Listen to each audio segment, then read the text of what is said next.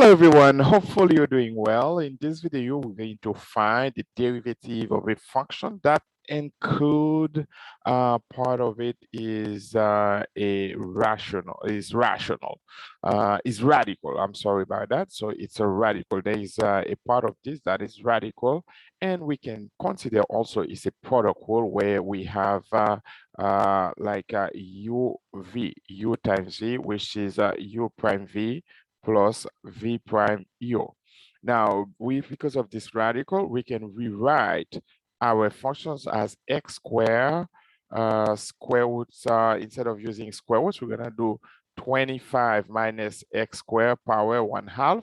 As you know, anytime you have square roots, it's equivalent to the radicand power 1/2. Now we go back to our chain, product rule where we can do u prime v plus v prime u. For us here, u is x squared, so that means u prime is 2x, and v is 25 minus x squared power 1/2, and v prime would be 1/2. Remember, you bring the 1/2 in the front. 25 minus x squared power 1/2 minus 1 times the derivative of the inside, 2x. So now you know what is v prime. We can even rewrite v prime as 1/2 times, you're gonna have you can have negative 2x over 2, 25 minus x squared power negative 1/2. Even here, you can rewrite v prime as negative x times, anytime you have this format, you can rewrite it as, let me put the negative x in the top like this, and bring the 25 minus x squared power 1/2. Now our v prime would be negative x over square roots of 25 minus x squared. All right, now we have u prime. Remember, the goal is really find u prime and v prime. We know v and we know u. Certainly, we can write down our derivative of y. Let's make a line right here.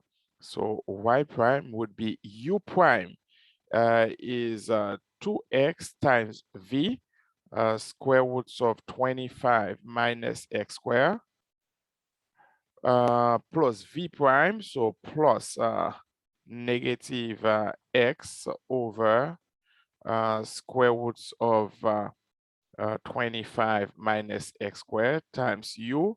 U is x squared. So you see we have u prime equal 2x square roots of 25 minus x squared minus x power 3 over square roots of 25 minus x squared.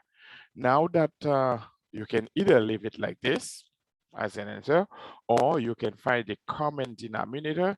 If I find a common denominator, what is the common denominator here? It's a square root of 25 minus y squared. So that means we're going to multiply the first term by square roots of 25, square roots of 25 minus x squared, and we multiply this one.